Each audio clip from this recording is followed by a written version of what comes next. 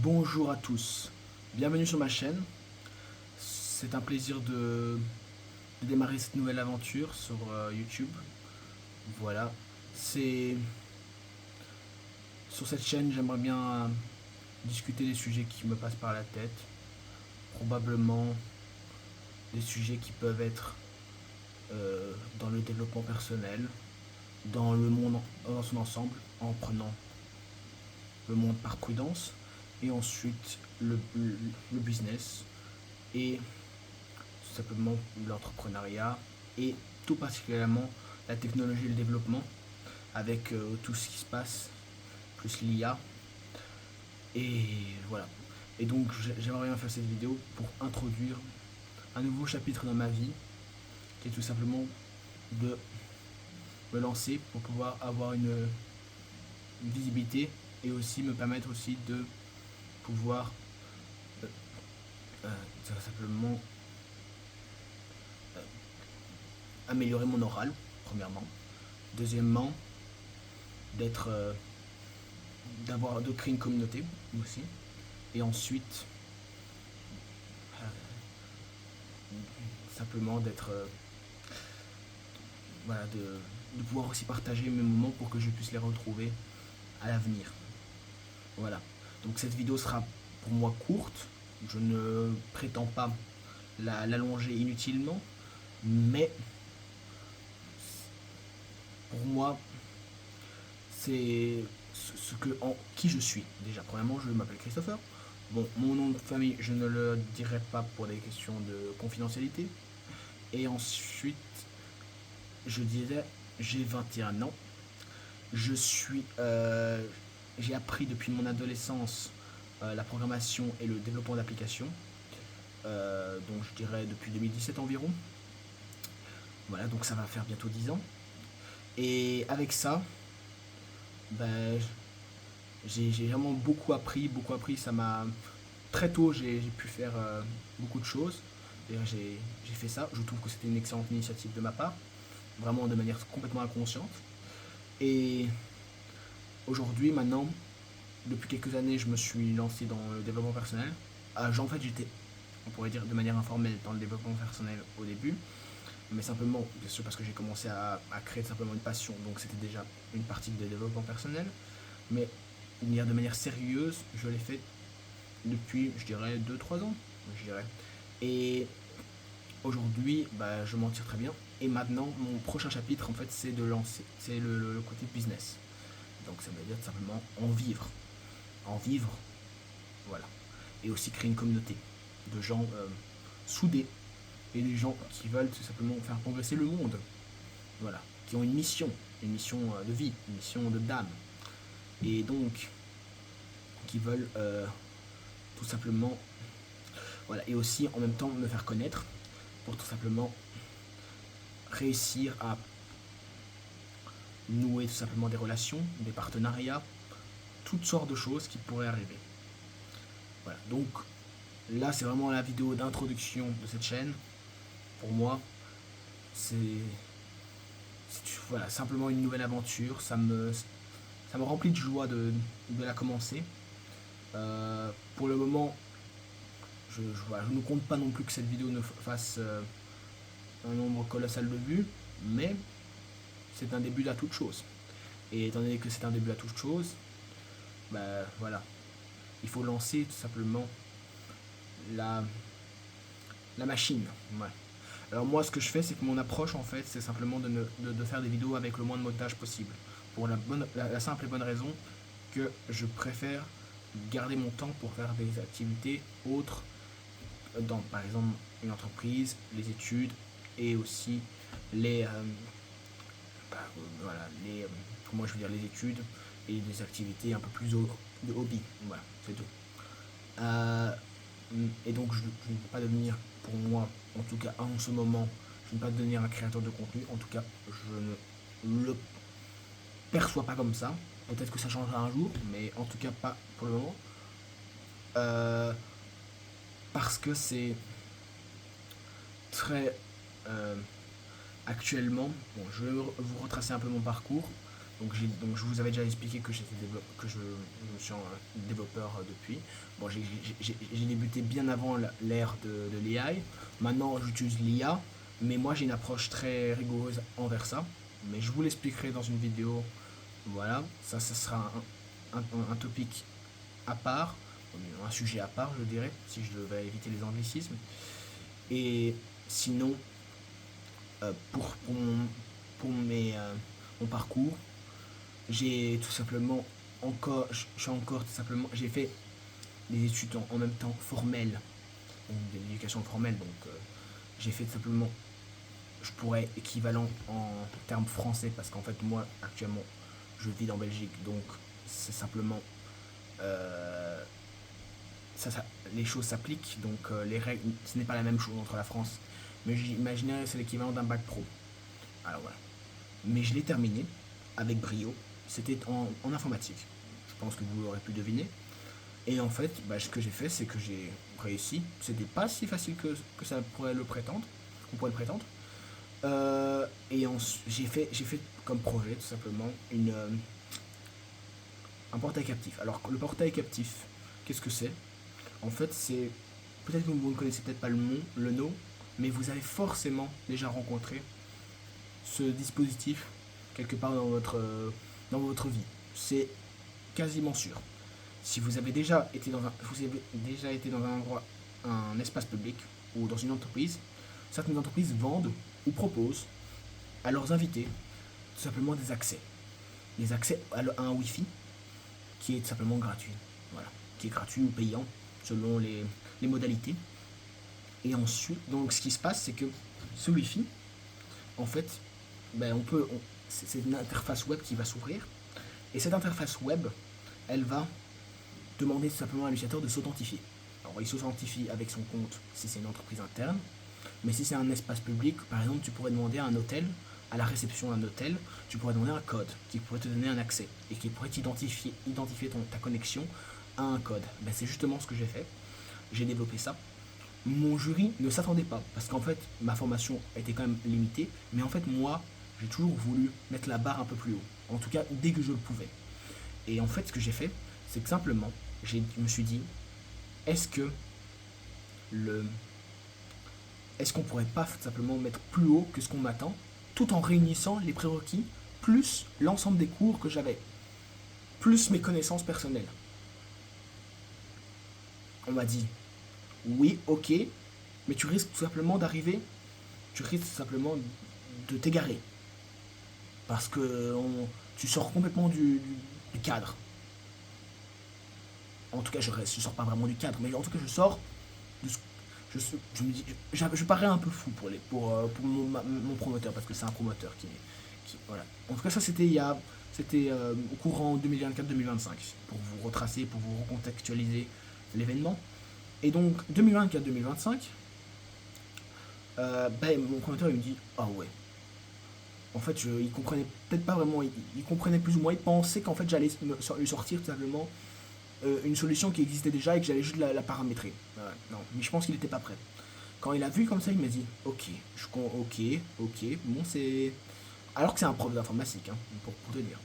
Mais lui peut-être... En plus, je crois il faisait aussi programmation pour une autre formation. Parce qu'il n'y avait pas de programmation dans mon cas. Mais je me suis dit, pourquoi s'arrêter là? Et je lui ai montré, il m'a dit, ok, ça avance bien, mais t'es sûr que tu vas pouvoir terminer d'ici juin? Parce que bon, t'as pas, en fait, parce qu'en fait, il y avait plusieurs sessions, il y avait plusieurs dates, il y avait janvier, il y avait avril et il y avait juin. Bon, j'ai pas pu réussir, bien sûr, j'ai voulu faire quelque chose de très ambitieux, comme d'habitude.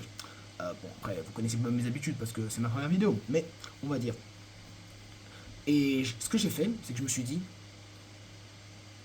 là, il faut que je sorte. Donc là, j'ai fait les choses. J'ai fait des erreurs, j'ai appris des erreurs, j'ai recommencé, on va dire un processus itératif. J'ai aussi bénéficié de l'aide d'un maître de stage, parce que j'avais aussi un stage à rendre, aussi à faire, et à prester, et aussi à réaliser. Donc c'était quand même une année assez chargée. Et ensuite, ce qui s'est passé, c'est que j'ai fait simplement des erreurs jusqu'à arriver à un point où en fait j'ai réussi à avoir quelque chose qui était assez bon. Et ça tournait en fait, ce que j'avais oublié de dire, c'est en fait ça tournait sur une Raspberry Pi. Pourquoi j'ai décidé de le mettre sur un. Je peux pas le faire tourner sur mon ordinateur, simplement parce qu'il me fallait une carte réseau, une carte Wi-Fi. Donc en fait c'est ce qu'il y a dans des routeurs Wi-Fi. Donc en fait c'est ce que tu as à la maison. Alors, ouais, un routeur c'est ce que tu as à la maison. C'est ta box internet, tu l'appelles comme ça. Mais en vrai c'est un routeur. Et en fait, euh, il permet d'amener internet chez toi. Mais en fait l'ordinateur lui il peut recevoir le Wi-Fi mais il peut pas l'envoyer forcément. En tout cas peut-être qu'il y en a certains qui peuvent le faire. Mais pas tous. Donc il fallait que j'ai simplement une carte Wi-Fi qui puisse, qui puisse simplement réellement faire cela. Et donc je me suis dit, bah, Raspberry Pi c'est pareil. En fait, qu'est-ce que c'est Raspberry Pi? C'est une carte électronique. C'est un petit ordinateur en fait de poche. Voilà. Bon, après de poche, t'as pas de batterie. Hein, donc bon, si t'es pas branché au courant, tu vas pas faire grand chose. Et si t'as pas de clavier et de souris et d'écran, bon la souris c'est un peu optionnel, mais le clavier et l'écran c'est indispensable quand même pour pouvoir quelque chose. Bon, tu peux te connecter à distance. Pour ceux qui ne sont pas au courant, en fait, tu peux te connecter à distance à un appareil par le réseau, pourvu qu'il soit connecté à Internet ou connecté au réseau local.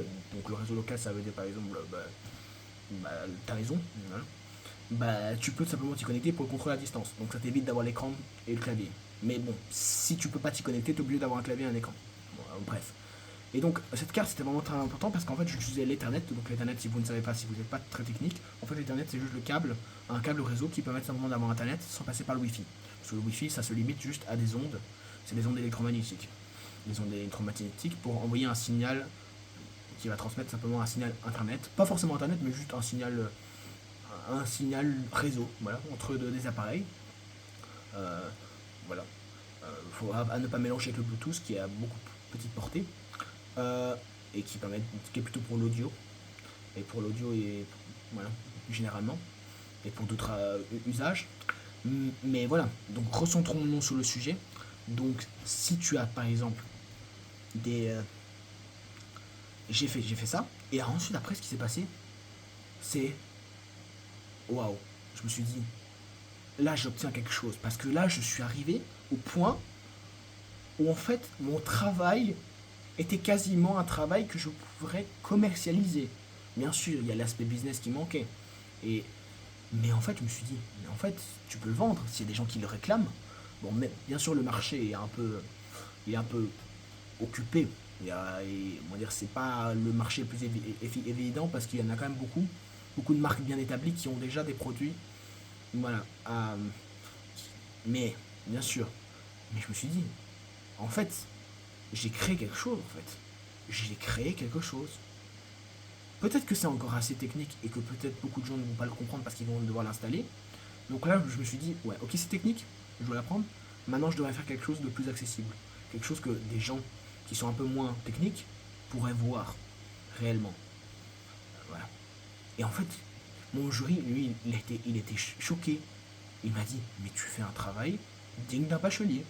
Donc en fait, tu as déjà largement le niveau en fait. Et on m'a donné 90%.